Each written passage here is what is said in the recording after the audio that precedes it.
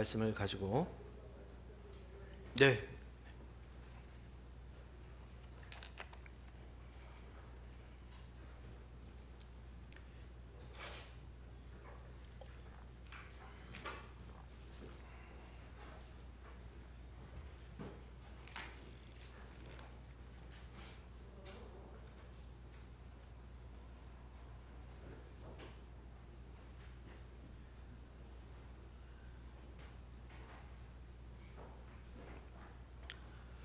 오늘 본문 말씀으로 영광이 이스라엘에서 떠났다는 제목으로 하나님 말씀 함께 나누길 원합니다.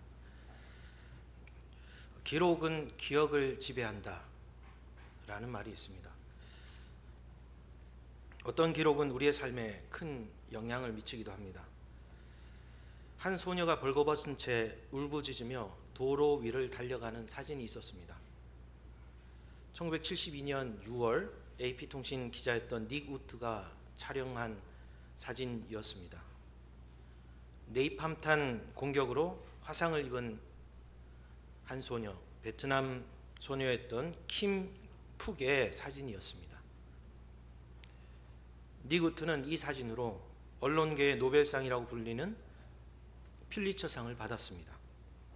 그런데 이 사진 한 장은 사람들의 마음에 감동을 주었고 큰 반향을 일으켜 결국은 베트남 전쟁이 종식되는데 큰 영향을 미쳤습니다.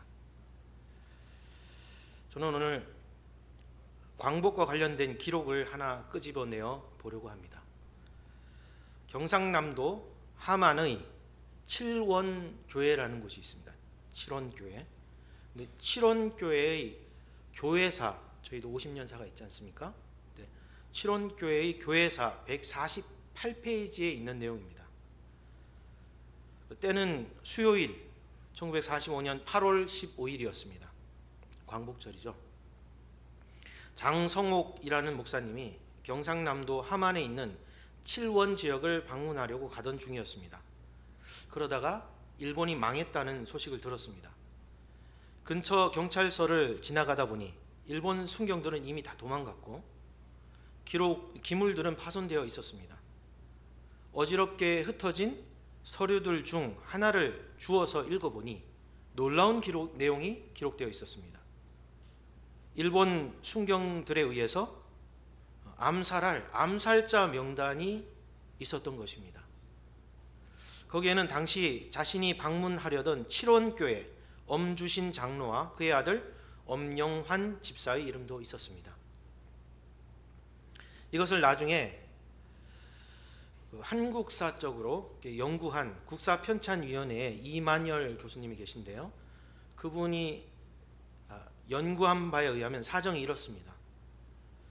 일본의 총독이었던 미남이라는 분이 있는데 이분은 1936년부터 42년까지 총독을 지냈습니다. 그러니까 조선 총독이었던 거죠. 일본이 파견한 조선 총독. 근데 이 미나미가 어느 날 일본 제국회의, 국회 같은 곳입니다.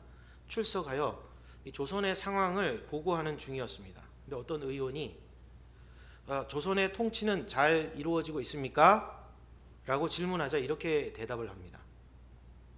조선에는 죽음을 두려워하지 않는 40만의 군대가 있습니다.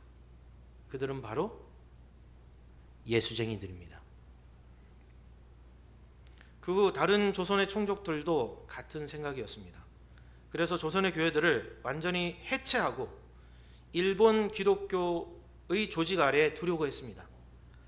일본의 기독교는 신사참배를 일본의 전통 문화라는 이유로 받아들이고 있었기 때문입니다.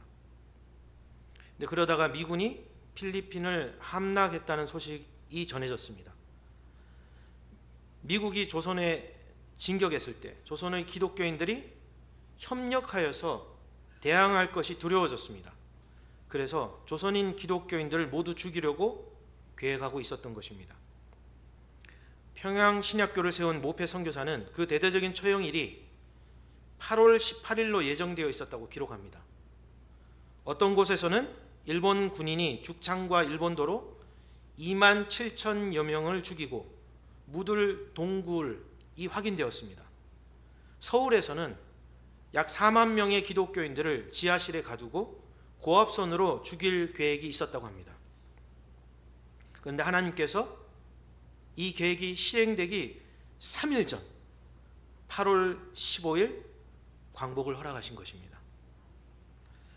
8.15 광복은 민족적으로 일본의 지배에서 벗어나 해방을 맞이한 사건이고, 세계사적으로 제국주의 식민 지배가 종말을 고하고 민족 자결의 역사가 시작된 일이지만, 하나님 나라 역사에 있어서 8.15 광복은 하나님이 당신의 자녀들을 우상 숭배의 죄로부터 구원하시고 이제 막 태동하기 시작한 이 민족의 교회를 멸망으로부터 구원한 하나님의 역사, 오전에 담임 목사님 말씀하신 것처럼 광복, 빛과 생명이 되신 하나님의 역사, 빛의 역사를 회복한 광복절인 것입니다. 8.15 해방을 맞이하기 전 이 땅의 교회는 그야말로 비참했습니다. 마치 하나님이 당신의 백성에게 진노하시고 그 얼굴을 숨기시는 것 같았습니다. 하나님이 우리를 떠나시고 우리 가운데 함께 하시지 않는 것처럼 보였습니다. 그러나 이 모든 과정은 하나님의 기록에 의하면 예정되었고 필요한 과정이었습니다.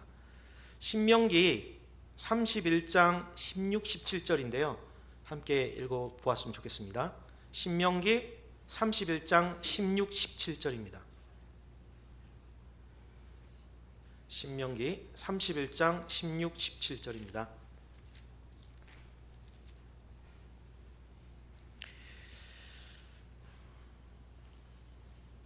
(31장 16, 17절)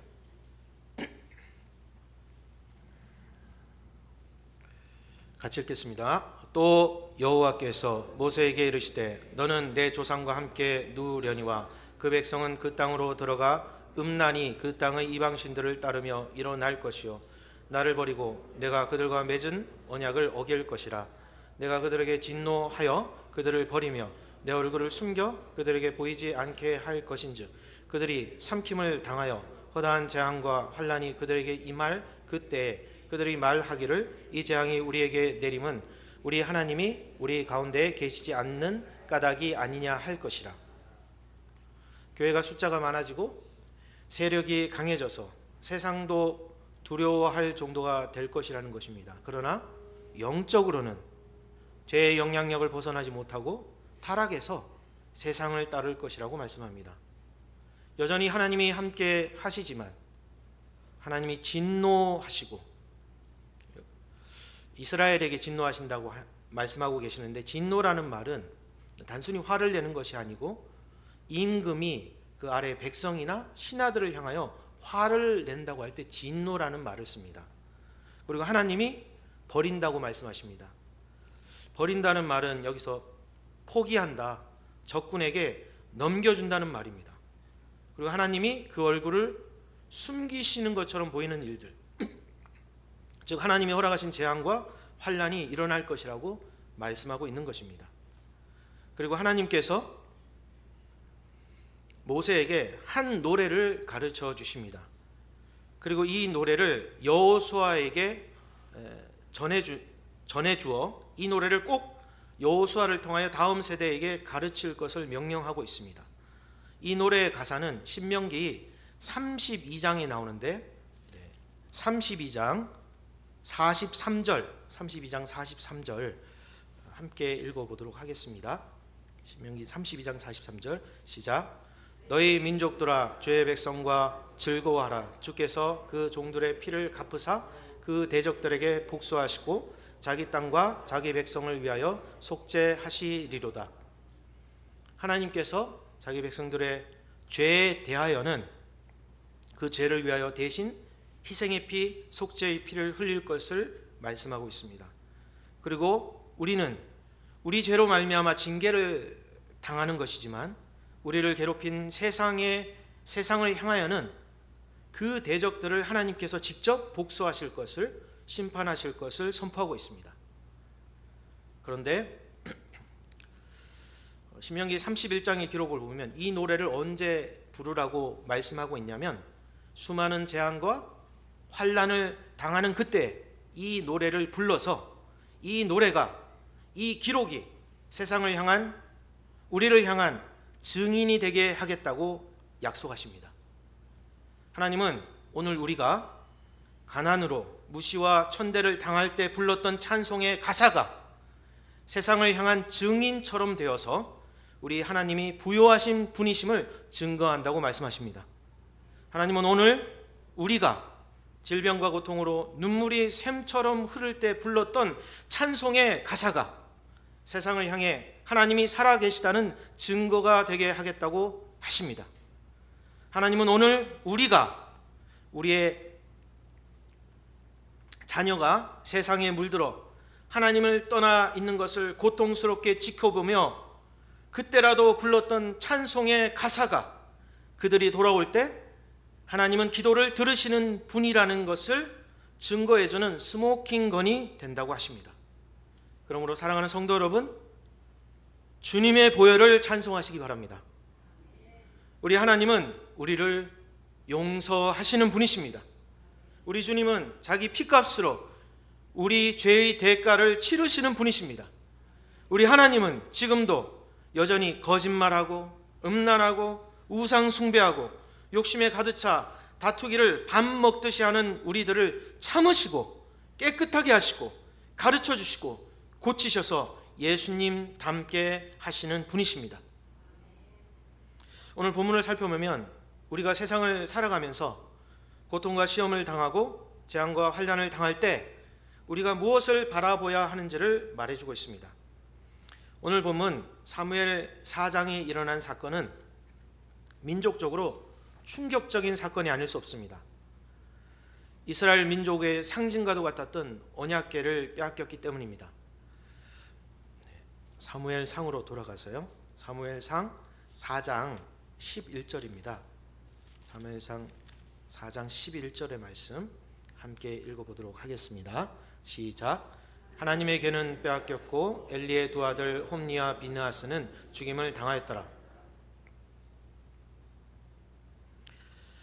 이뿐만 아니라 이 불행한 소식을 듣고 대제사장 엘리는 목이 부러져 죽습니다.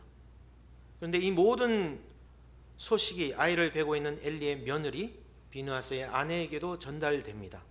오늘 보면 19절부터 20절까지를 함께 읽어보겠습니다. 시작. 그의 며느리인 비느하스의 아내가 임신하여 해산 때가 가까웠더니 하나님의 궤를 빼앗긴 것과 그의 시아버지와 남편이 죽은 소식을 듣고 갑자기 아파서 몸을 굽으려 해산하고 죽어갈 때에 곁에 서 있던 여인들이 그에게 이르되 두려워하지 말라, 내가 아들을 낳았다 하되 그가 대답하지도 아니하며 관념하지도 아니하고. 이 비극적인 소식을 전해 듣고 갑자기 진통이 시작되며 죽어갑니다. 그런데 이름 없는 이 여인은 이 사건을 이렇게 해석하고 있습니다. 21절과 22절을 함께 읽어보겠습니다. 시작.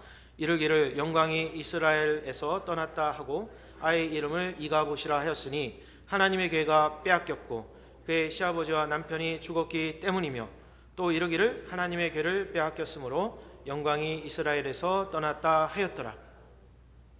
엘리의 두 아들이 죽고 엘리가 그렇게 죽은 것을 하나님이 이스라엘을 버리신 것으로, 영광과 승리가 이스라엘을 떠난 것으로 이 여인은 해석하고 있습니다. 그렇다면 성경은, 또 하나님은 본문의 사건을 어떻게 해석하고 있을까요? 4장 11절을 다시 읽어보겠습니다. 시작. 하나님의 궤는 빼앗겼고 엘리의 두 아들 홈니와 비느하스는 죽임을 당하였더라. 사장에 나타나는 이스라엘에 일어난 이 일련의 과정에서 이스라엘 사람들은 하나님이 함께 계시지 않고 하나님의 영광이 떠난 것처럼 느끼고 있습니다.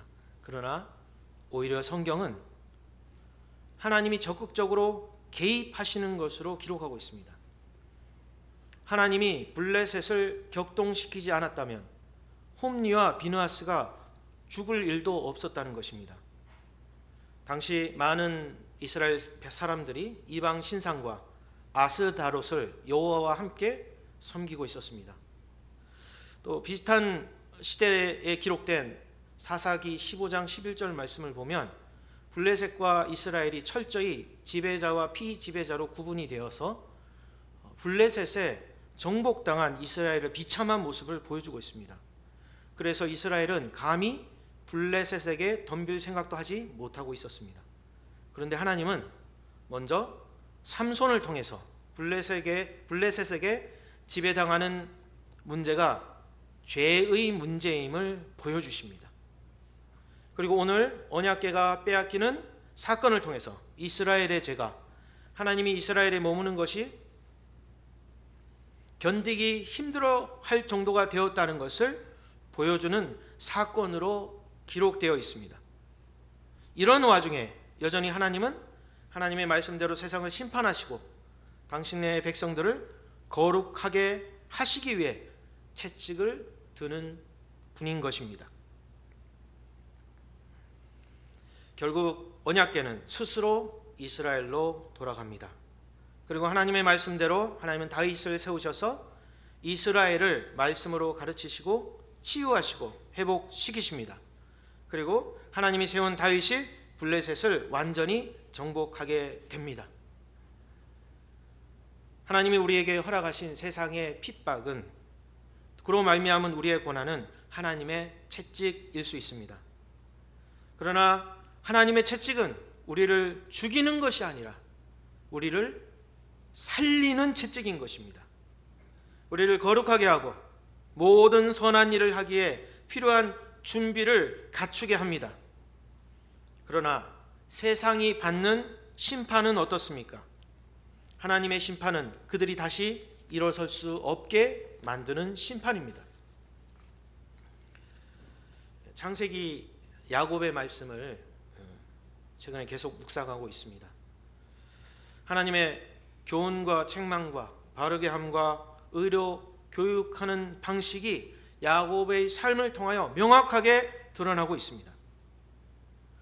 야곱은 하나님의 은혜를 사모하고 하나님의 언약이 자신에게 이루어지는 것을 사모했습니다. 그러나 하나님이 야곱에게 허락하신 것은 20년 동안 멸시와 조롱, 거짓말로 인한 고통이었습니다.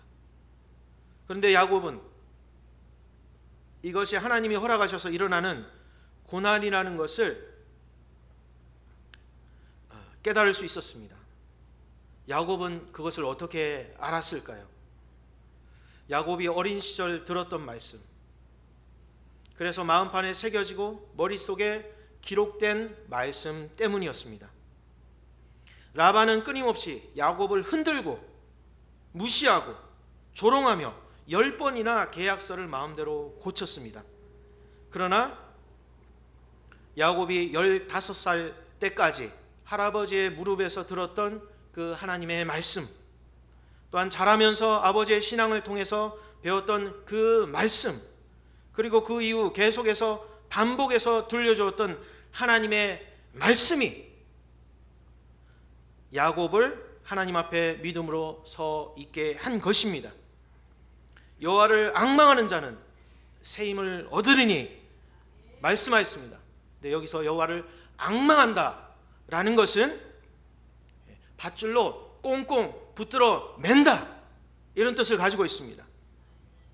우리가 여호와의 말씀에 단단히 붙들려 있으면 그 말씀이 우리를 단단히 붙잡아 세상의 풍파에 떠내려가지 않도록 하나님의 길로 나아갈 수 있도록 새 힘을 주신다는 것을 믿으시기 바랍니다. 하나님은 야곱의 생애 동안 야곱의 마음판에 새겨질 정도로 하나님의 말씀을 반복해서 말씀해 주시고 기록하셨습니다. 그 말씀이 야곱의 일생 동안 야곱을 붙잡고 야곱이 생명길을 갈 수 있도록, 야곱이 축복의 사람이 되도록, 그리고 질투 많은 그 부인들 사이에서 오히려 그 부인들이 변화되도록, 외삼촌 라반까지도 야곱을 인정할 수밖에 없도록 만들고, 결국은 사춘기 엮이는 가정에서 자라난 이 야곱의 12 아들들까지 변화시켜서 믿음의 족장들이 되게 하신 것입니다. 중고청 수련의 주제가 시그널인데요. 시그널은 신호라는 뜻입니다. 하나님의 말씀으로 우리에게 주시는 신호, 시그널은 어떤 특정한 때, 어떤 장소에만 적용되지 않습니다. 그 말씀은, 하나님의 말씀은 그 말씀이 이루어질 때까지 영원토록 역사하는 특징을 가지고 있습니다. 그래서 지금의 나의 모습, 지금의 우리의 모습, 지금 우리 교회의 모습은 하나님이 들려주셨던 하나님의 말씀의 결과이자 열매인 것입니다. 우리를 한번 자녀 삼으신 하나님은 우리를 결코 포기하지 않으십니다. 우리가 하나님은 없다, 하나님이 함께 하시지 않는다, 영광이 떠났다, 이가봇 말하는 순간에도 어쩌면 여전히 하나님은 더욱 강력하게 역사하고 계시는 것입니다. 그러므로 우리는 역사를 돌아보는 것이 중요합니다. 지금의 나를 만든 말씀이기 때문입니다. 그리고 앞으로 내가 어떻게 만들어질지 비전을 보여주는 말씀이기 때문입니다. 나에게 하신 말씀이 지금의 나인 것입니다. 우리에게 하신 말씀이 지금의 우리의 모습인 것입니다. 우리가 하나님의 말씀을 붙잡고 하나님의 말씀에 붙들려 앞으로 한 걸음 전진하고자 할 때 중요한 지혜 한 가지를 나누고자 합니다. 에베소서 4장 3절 말씀인데요. 에베소서 4장 3절 함께 읽길 바랍니다. 에베소서 4장 3절 말씀.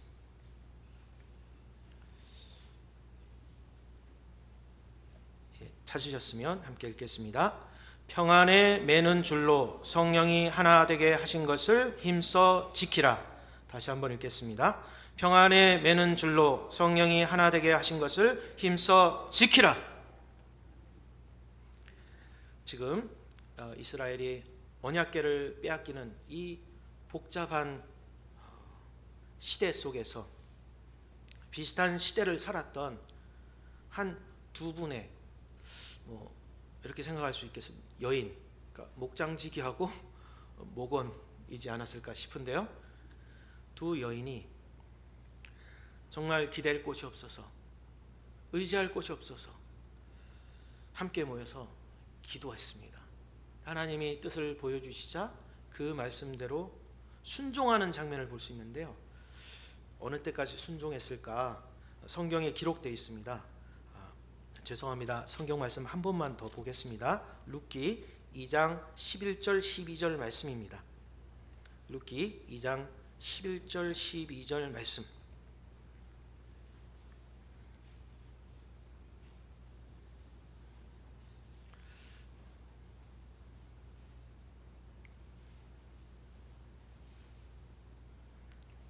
함께 읽도록 2장 11절 12절 말씀 함께 읽도록 하겠습니다. 시작. 보아스가 그에게 대답하여 이르되 내 남편이 죽은 후로 내가 시어머니에게 행한 모든 것과 내 부모와 곡을 떠나 전에 알지 못하던 백성에게로 온 일이 내게 분명히 알려졌느니라. 여호와께서 내가 행한 일에 보답하시기를 원하며 이스라엘의 하나님 여호와께서 그의 날개 아래에 보호를 받으러 온 내게 온전한 상 주시기를 원하노라 하는지라. 아멘. 여름 사역의 막바지에 8월 15, 16 중고청 여름 수련회가 있습니다. 또한 8월 24일 날 터치 153 발대식이 있고 또 그것을 위해서 목장 연합 예배가 진행되고 있습니다. 근데 목장 전화를 들어보면 모일 사람이 많지 않습니다라고 하시는 분도 계십니다. 그런데 하나님께서 우리에게 무엇을 말씀하시냐면 단 두 사람만이라도 그 모인 두 사람이 사회적으로 낮은 계층에 가지고 있는 힘이나 매력적인 부분이 없는 분일 수도 있습니다. 그러나 단 두 사람만이라도 하나님의 약속을 믿는 믿음으로 한 마음으로 기도한다면 이스라엘의 역사의 흐름을 바꾸는 놀라운 은혜의 역사가 일어날 수 있다는 것을 우리에게 보여주고 계십니다.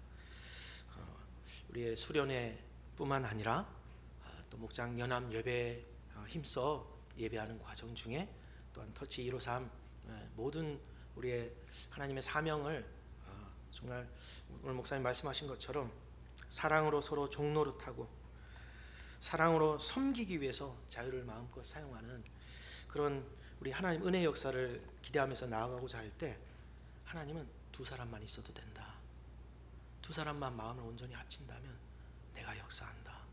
시대의 흐름이 바뀐다.